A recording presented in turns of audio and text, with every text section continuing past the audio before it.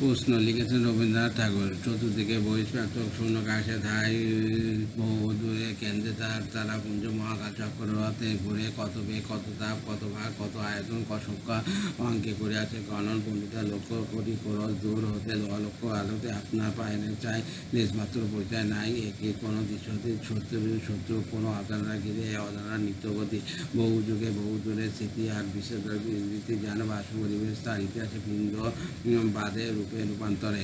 আমি উঠি ঘনিয়া কিন্তু মাঝে অসংখ্য বছরের সুখ দুঃখ, ভালো মন্দ, রাগ বিদ্বেষ, ভক্তি, শখ, স্নেহ, এই নিয়ে গড়া তার সত্তাদেহ, এরা সব উপাদান ধাক্কা পায় ও ভয় অবস্থিত পূজিত নৃত্য। এরা সত্য কি যে বুঝি নাই নিজে, তা বলি তারে মায়া যাই বলি শব্দ সেরা অভক্ত অতের উপচ্ছায়া। তবে তারপরে ভাবি এই অজ্ঞায় সৃষ্টি, আমি অজ্ঞায় অদৃশ্যে যাবে নামি।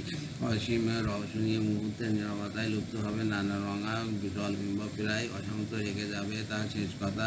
আটটা 12টা তখনও সুদূরে ওই নক্ষত্রের দূর ছুটাবে অসংখ্য তার তিক্ত মানুষ।